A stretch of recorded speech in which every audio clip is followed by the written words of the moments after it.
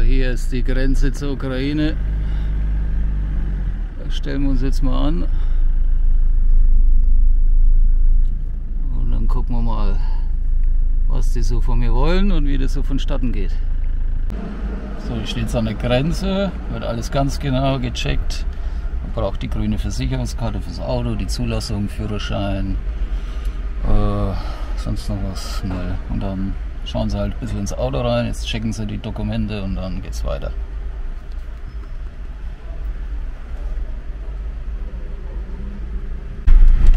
Okay, alles in Ordnung, ich darf weiterfahren. Jetzt weiß ich allerdings nicht, ob das jetzt die polnische Grenze war oder die ukrainische. Keine Ahnung, wir gucken mal, was noch so kommt. So sieht es hier aus. Mal schauen, ob wir noch irgendwo eine Stelle passieren müssen.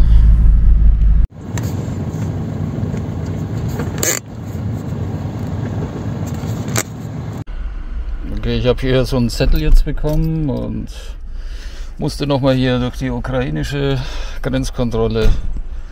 Aber alles easy und alles kein Problem. Jetzt sind wir in der Ukraine und jetzt geht's weiter.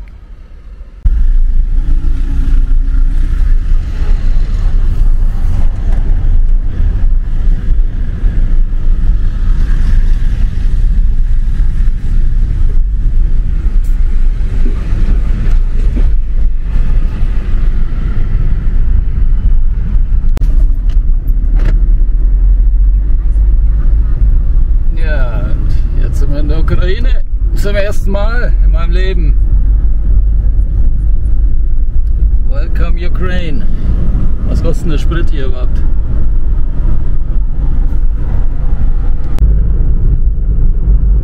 Also hier schon wieder irgendeine Kontrolle anscheinend. Ne, das sind Bauarbeiten nur.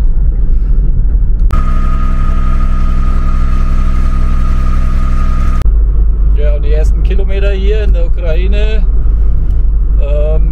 finden auf einer Art Bundesstraße statt. Hier hört schon mal die Autobahn auf. Gibt es hier anscheinend nicht, zumindest nicht in Grenznähe. Mal schauen, ob das noch sich ändert. Aber hier ist erstmal eine ganz normale Straße ins Landesinnere. Jawohl. Ich bin gespannt auf Lviv. Okay, jetzt wird es zweispurig. Das waren bloß die ersten paar Kilometer. Und jetzt sind wir auf so einer Art Autobahn, wenn man das überhaupt so nennen kann. Zumindest vierspurig mit Schlaglöchern. Gerade noch ausgewichen. Mein lieber Schwan. Jo, einen Stempel habe ich auch bekommen. Schön. Rechts unten in die Ecke rein. Oh ja, und hier hört schon wieder auf. Das war's mit vierspurig.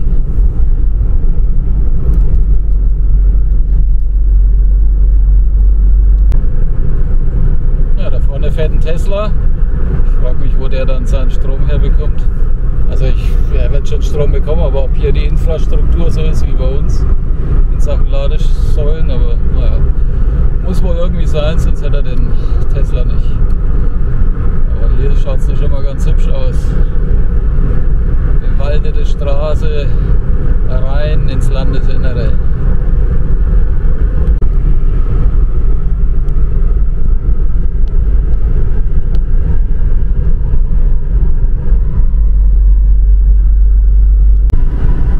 Der Grenzbeamte, der meinte noch, ich darf nicht länger mit meinem Auto als ein Jahr in der Ukraine bleiben. Gut, das habe ich jetzt auch nicht vor.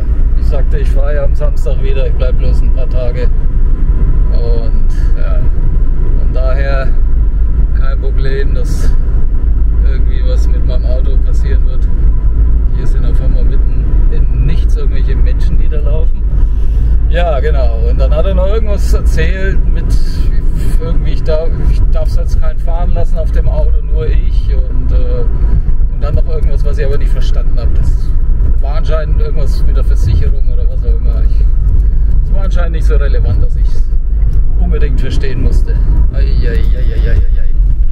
Oh.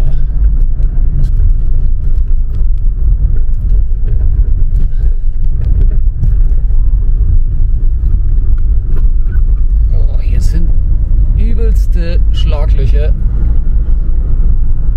Aber hier muss man echt overgehen. Seht das mal an hier.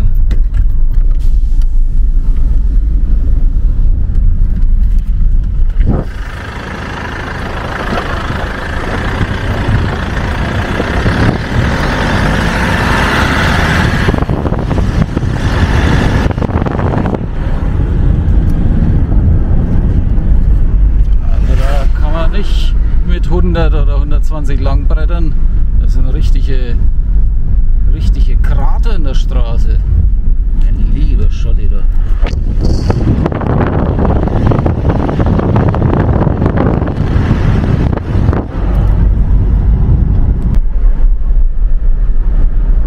So, das erste Dorf hier nach der Grenze.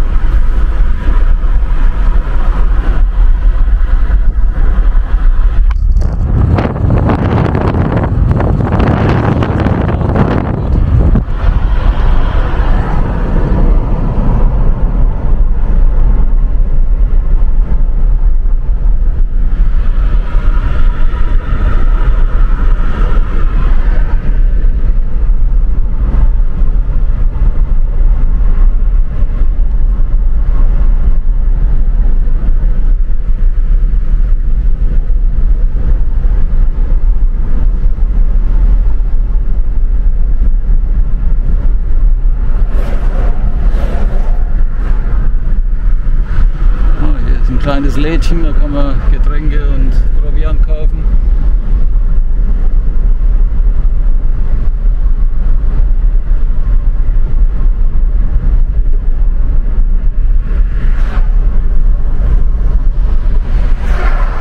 Ja, 40. Halten wir uns lieber mal an die Verkehrsregeln, ich donner da mit fast 60. Aber ob das jemand kontrolliert, ist auch fraglich. Teilweise schöne Häuser hier.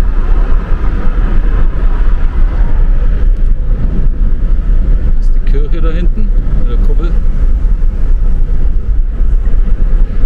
Hier nochmal.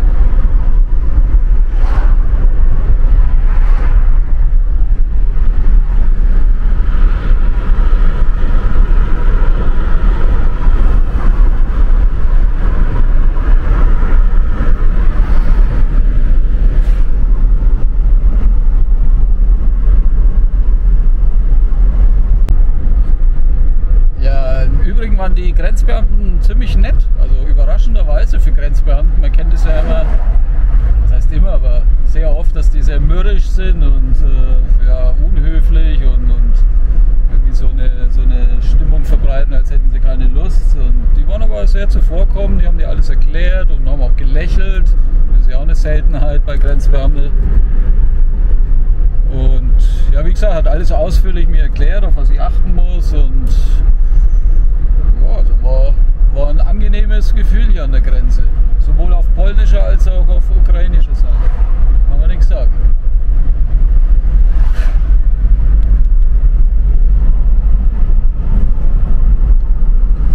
Hier.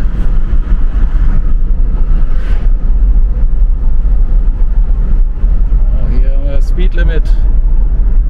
Kamera.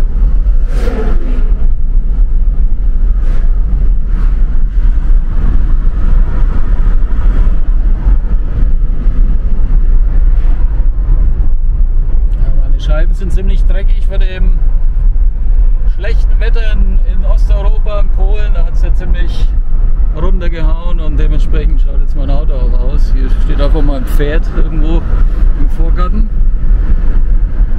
Truckstop. Friedhof. Oh, und da ist ein Deutscher gewesen.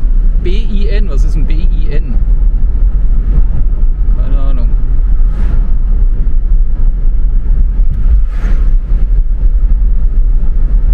Ja, so sieht es hier aus. Die ersten Kilometer in der Ukraine. Da stehen welche, warten auf den Bus oder was auch immer. Ja, interessant. Erstes Mal hier.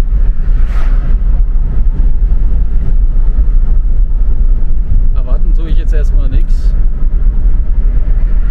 Lass mich einfach mal überraschen.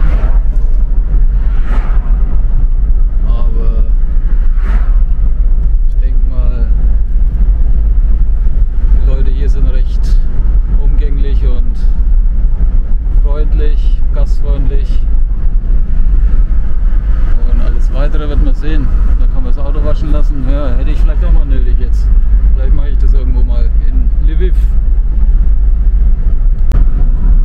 Ja, und 26 Grad hat es hier. Am 17. September 2024. Richtig warm, Sonne scheint, wie im Sommer.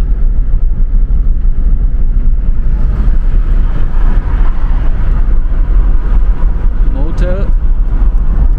Ich glaube, der Sprit ist ziemlich günstig hier.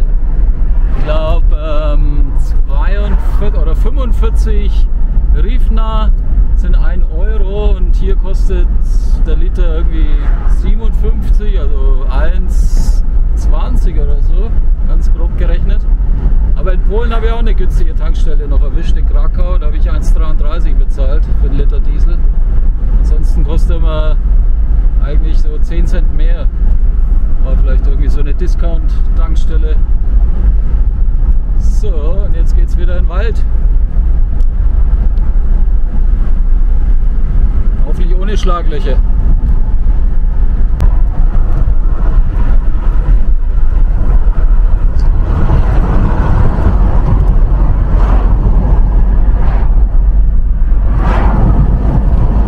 Landschaftlich gefällt mir das hier irgendwie. Ein bisschen, wie soll ich sagen, friedlich ist das unpassendste Wort eigentlich, aber es ist halt so ruhig hier. Also, es ist nicht viel los, der Verkehr hält sich in Grenzen, es verläuft sich alles ein bisschen hier, habe ich das Gefühl. Also ich sehe schon, hier wird ein bisschen progressiver gefahren. Da wird überholt, trotz Gegenverkehr. Der vor mir hat jetzt gerade stark gebremst, weil einer aus dem Gegenverkehr überholt hat, ohne Rücksicht auf Verluste. Und gerade an mir ist auch einer vorbeigezogen, wie so ein Berserker. Also da geht es schon ein bisschen anders zur Sache im Straßenverkehr anscheinend. Bin mal gespannt, wie es dann ist, wenn ich auf dem Rad bin. Aber gut, da bin ich ja dann hoffentlich auf einsameren Straßen. Kommt der nächste. Ja gut, aber der vor mir, der fährt auch recht langsam hier. Der hat nicht mal 80 drauf.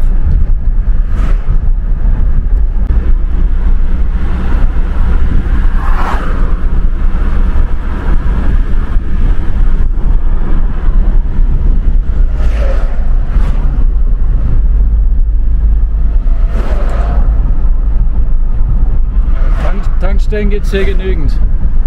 Aber ich muss auch irgendwann mal tanken. Ich habe bloß noch Viertel voll. Aber das mache ich dann in Lviv.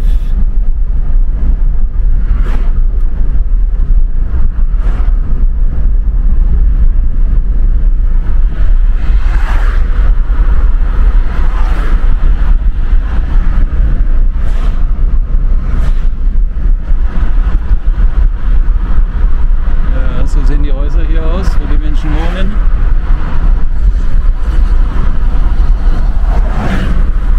Schon wieder eine Tankstelle. Oh ne, jetzt ist der vor mir. Ach je, jetzt habe ich geschlafen.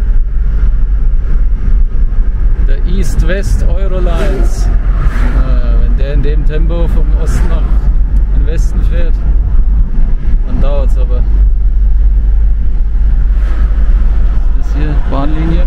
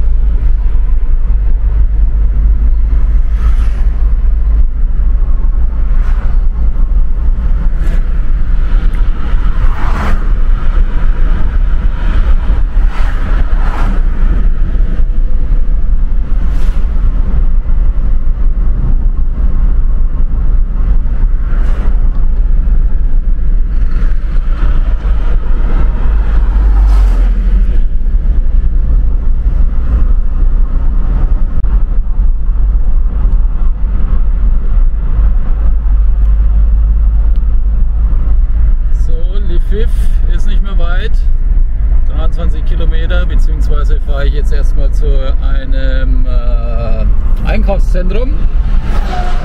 Ich brauche eine SIM-Karte, ich habe hier gar keine SIM-Karte. Die deutsche kann ich hier nicht verwenden, beziehungsweise wenn ich sie verwenden würde, müsste ich enorme Roaming-Gebühren zahlen, und das ist einfach eine ukrainische SIM-Karte sich zu holen. Es hieß wohl, man kann sich die überall in Shops und Einkaufszentren holen. Das mache ich jetzt erstmal, dass ich vom Telefon her mobil bin. Deswegen geht die Route jetzt hier unten rechts weg. Normalerweise wird es jetzt geradeaus nach Lviv gehen. Aber wie gesagt, erstmal SIM-Karte holen und dann zur Unterkunft. So, und hier wird wieder eifrig überholt. Ist das hier DHL oder wie? Oh, ja, da.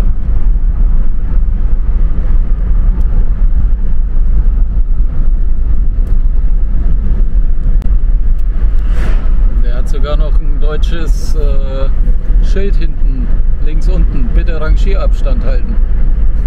Das ist tatsächlich so ein ausrangiertes DHL-Auto. Fährt er hier jetzt in der Ukraine damit rum.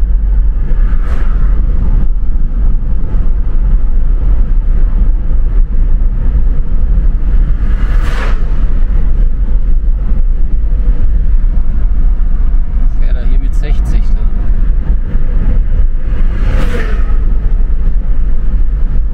Aber hier darf man eh nicht überholen. Wir halten uns an die Regeln. Wir haben es ja auch nicht eilig.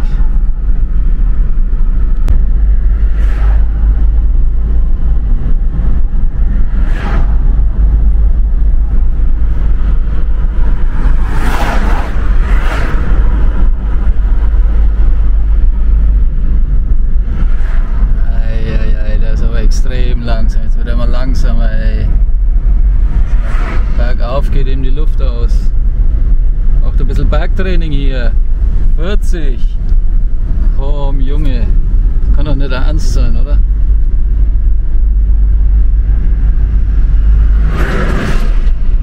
Eieiei.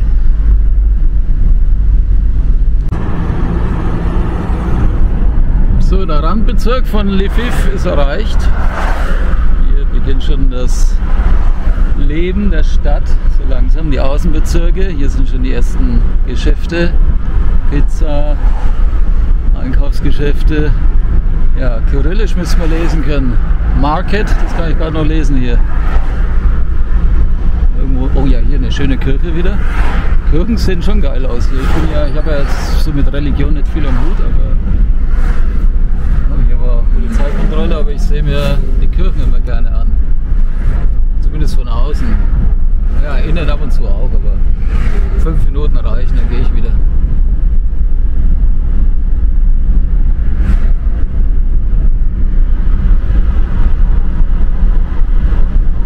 So, schauen wir mal, hier Lviv, da steht's. Ah ja, genau, UNESCO Weltkulturerbe. Die Innenstadt, die Altstadt gehört zum UNESCO Weltkulturerbe. Muss sehr schön sein, ich bin gespannt.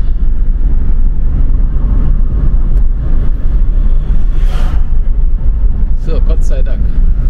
Und ich muss hier die mittlere Spur nehmen. Eieiei.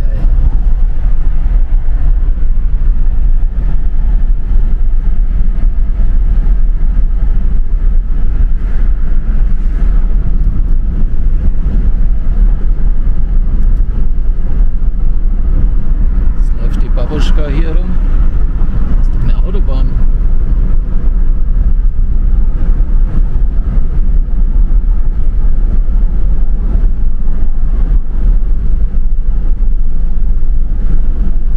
Viel Verkehr ist hier nicht, ne?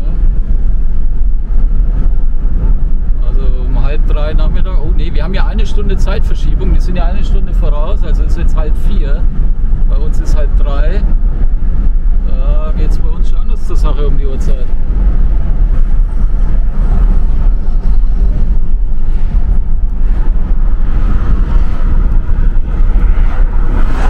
Gärtnerei da drüben gewesen. Tankstellen ohne Ende.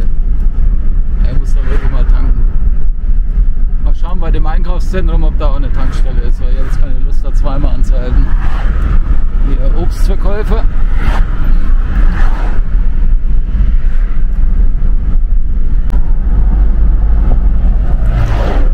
Hier wird neu gebaut, neue Fabriken.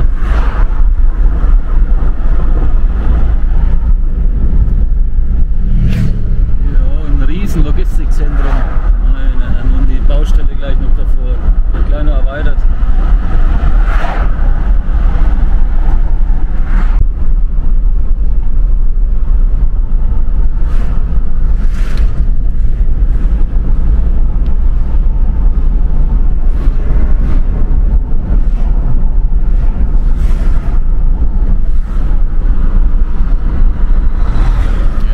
Industriegebiet anscheinend hier drüben, Iveco, BMW, Mini, was auch immer. Er fährt Rad hier, mitten auf der Hauptumgehungsstraße. Ich werde zwar auch Rad fahren, aber bestimmt nicht hier auf der Straße.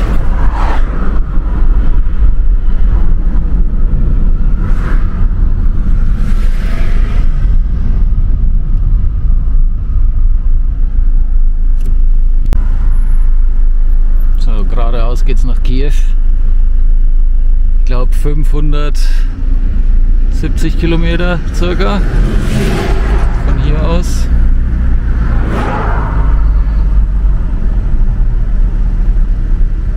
Ist schon noch ein Stück. Wenn es auf solchen Straßen geht bis Kiew, na gute Nacht. Ja, jetzt stehen wir hier auch noch im Stau. Obwohl ich eigentlich nur eine SIM-Karte mir holen will an dem Einkaufszentrum, aber hier ist alles verstopft auf dieser Ringautobahn oder Straße um Lviv. Die LKWs, ja weiß nicht, die parken hier oder kommen nicht weiter, keine Ahnung. Irgendein Nadelöhr da vorne. Nichts geht mehr. Naja.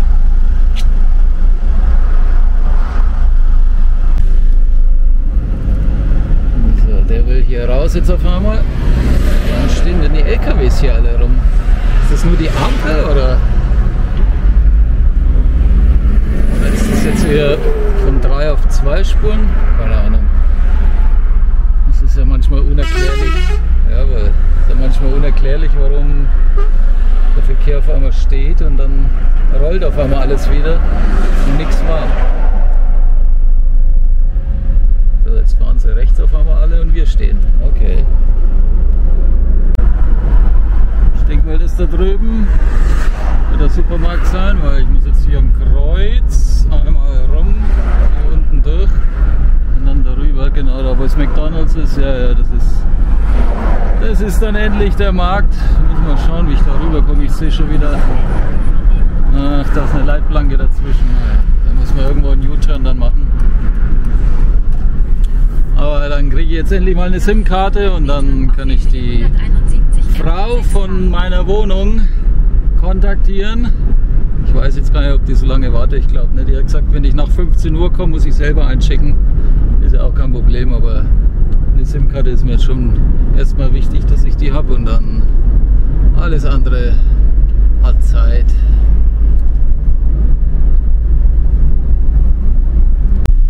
Okay. Supermarkt erreicht, Parkplatz suchen und dann SIM-Karte besorgen. Nach 100 Metern rechts abbiegen. Ja, später machen wir das. Jetzt biegen wir erstmal hier rechts ab. Rechts abbiegen, dann rechts abbiegen. Wir sind gleich Riesenboller an der Einfahrt. Links abbiegen, dann rechts abbiegen. Schauen wir hier irgendwo, dass wir hier parken. Gott, da steht der so bescheuert da.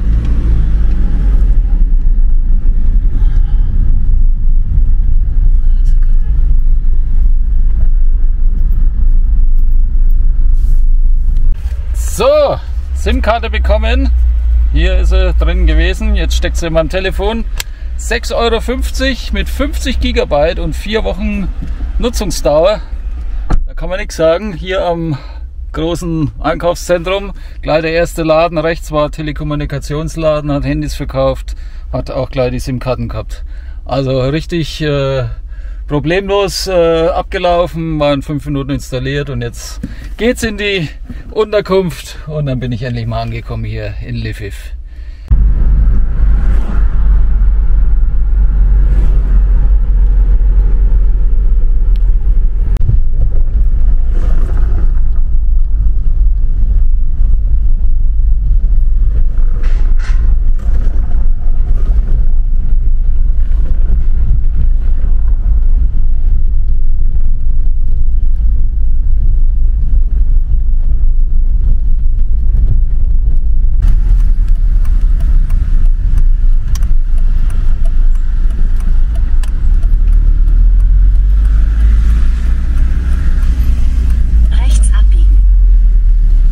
Abbiegen. Ah, da vorne. Ich dachte schon hier über den Zebrastreifen. Ja, mittendrin in Lviv.